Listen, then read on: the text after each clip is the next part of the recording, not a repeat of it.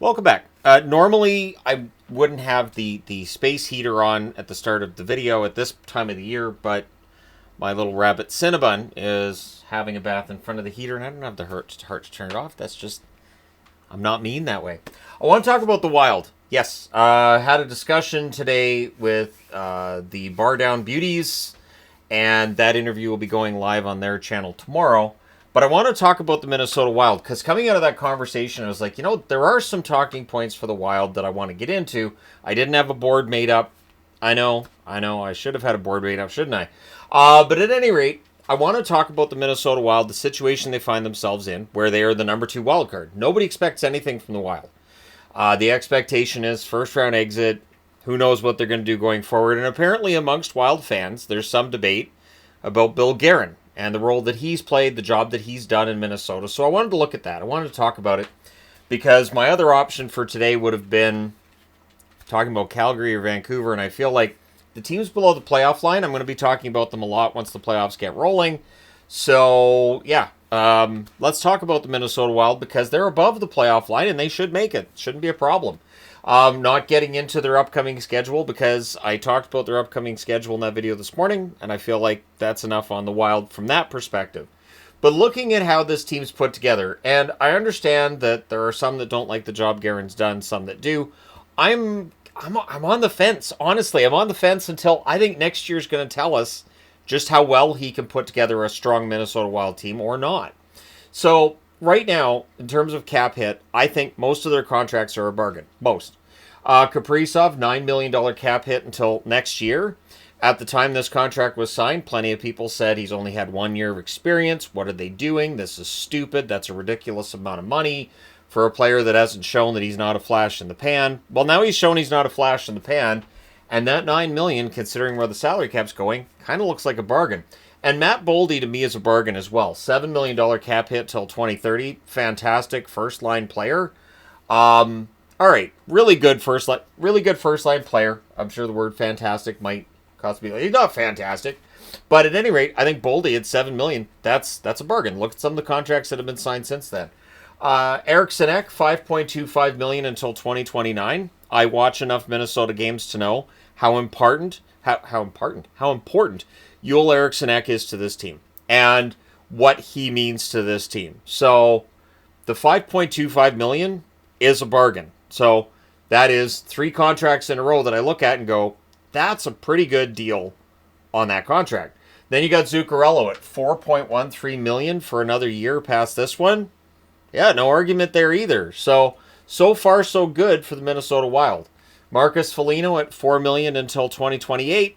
Probably a little bit high for Foligno's production, but for what he means to this team, I can't argue with the cap hit at this point in time. Hartman at $4 million until 2027.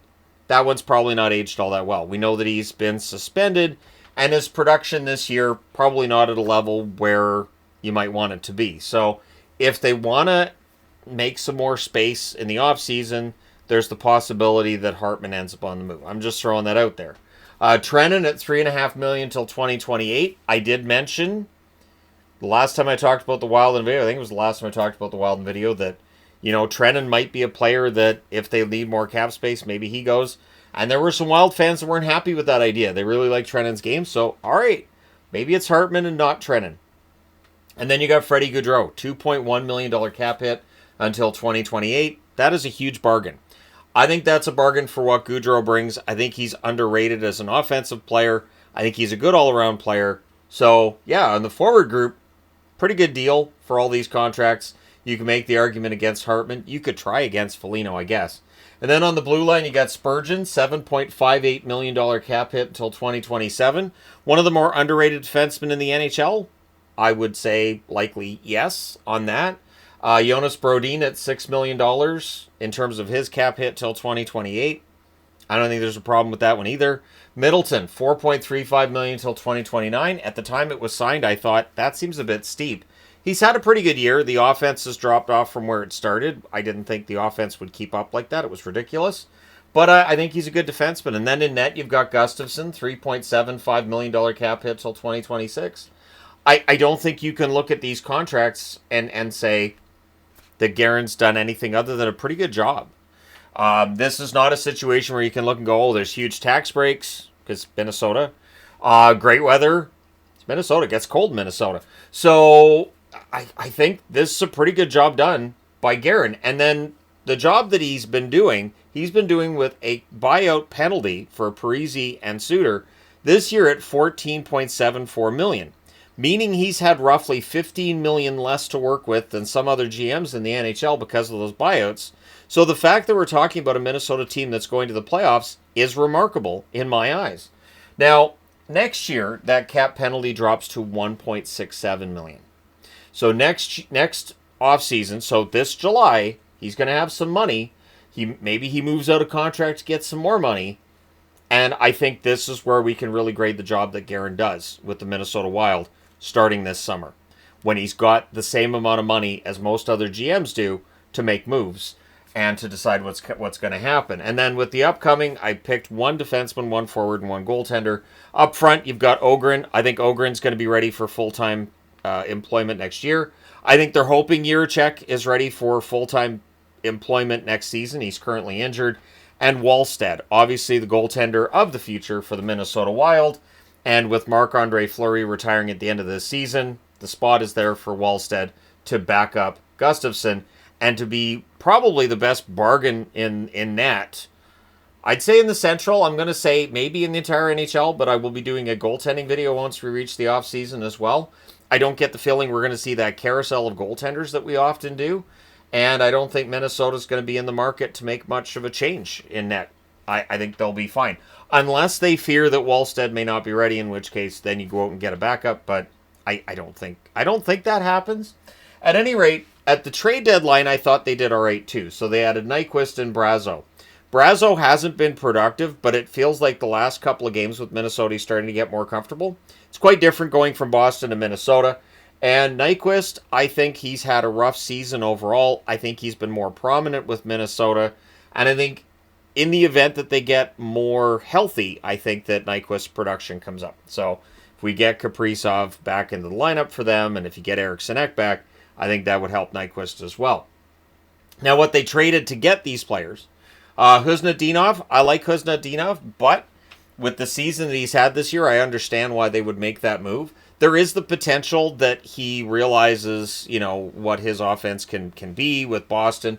I don't know. I'm on the fence now with Kuznetsov as to how much upside is there at this stage. Lauko going back to Boston, he's a third/fourth liner, usually fourth liner at the NHL level. Reese Johnson, and I'm sure if you're watching this and going, I didn't know Reese Johnson was part of the Minnesota Wild. Neither did I until they traded him, really. And then they traded a 2026 second-round pick and a 2026 sixth-round pick.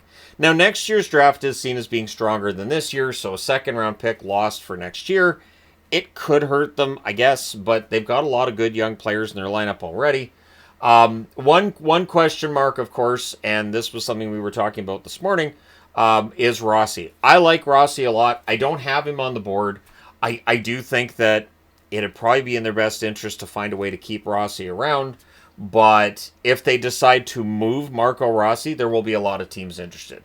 Rossi's a good young forward who's already shown he can play a top six role. There will be plenty of interest in the event that Minnesota makes him available.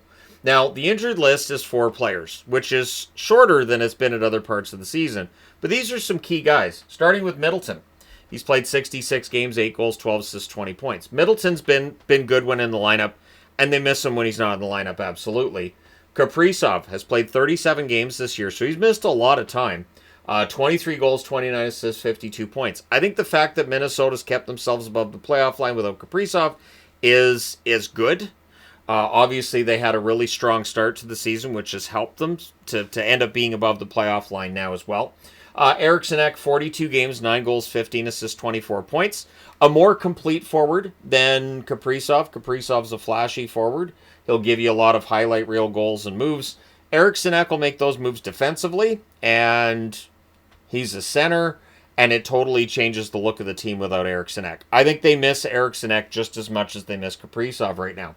Jiricek's only played 6 games at the NHL level, 1 goal, 1 assist, 2 points with Minnesota this year. And I'll state it again, I think the plan is he'll be a regular on their blue line next season.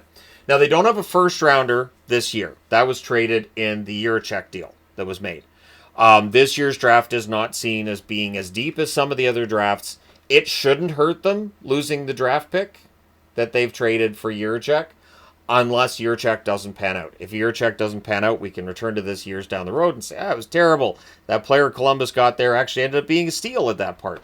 They don't have a third rounder in this year's draft either. That was part of a draft swap last June with the Philadelphia Flyers. And next year's second rounder was, of course, traded for Nyquist. So they don't have a second rounder next year. And I could see there being some concern that, are they treating this like they're contenders? I don't think so. I think that moving draft picks here and there when you're in a situation like Minnesota is, where they're a playoff team, they're trying to get to that contender spot. I really think that that's the right way to go. So, again, I'm supporting Bill Guerin and what he's doing here.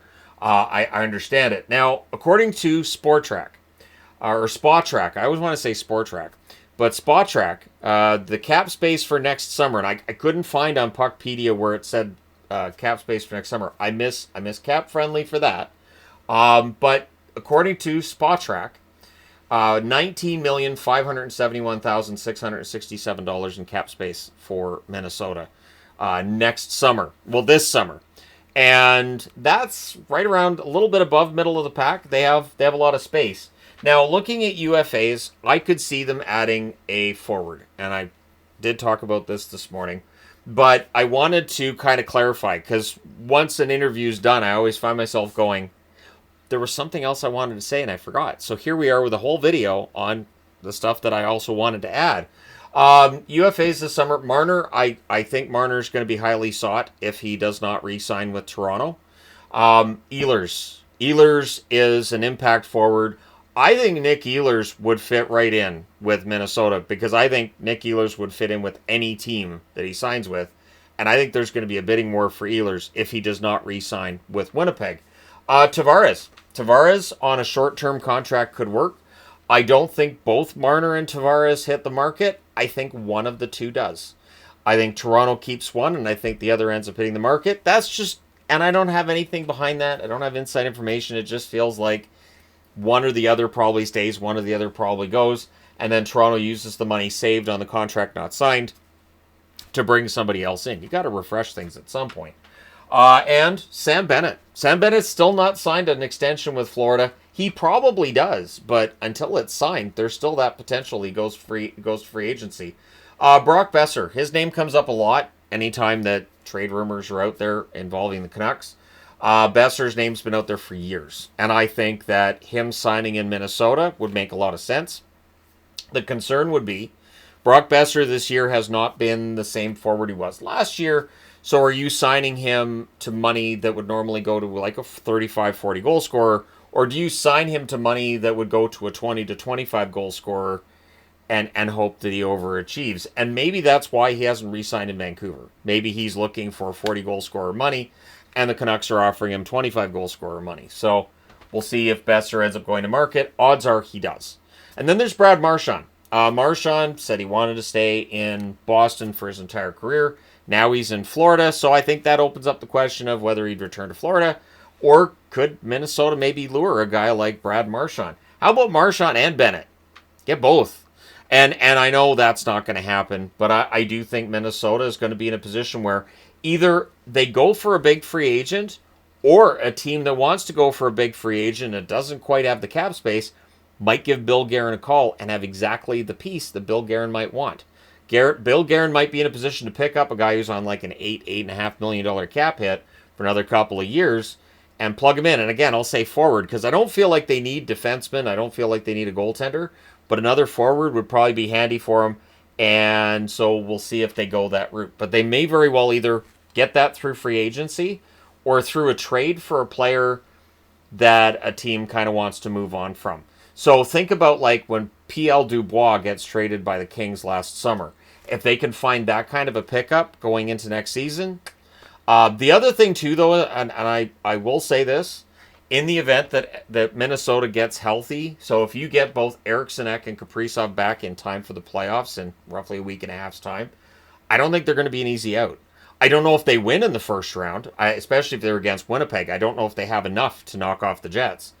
But they're not going to be a team that I feel gets swept in the first round. I think it's going to be difficult.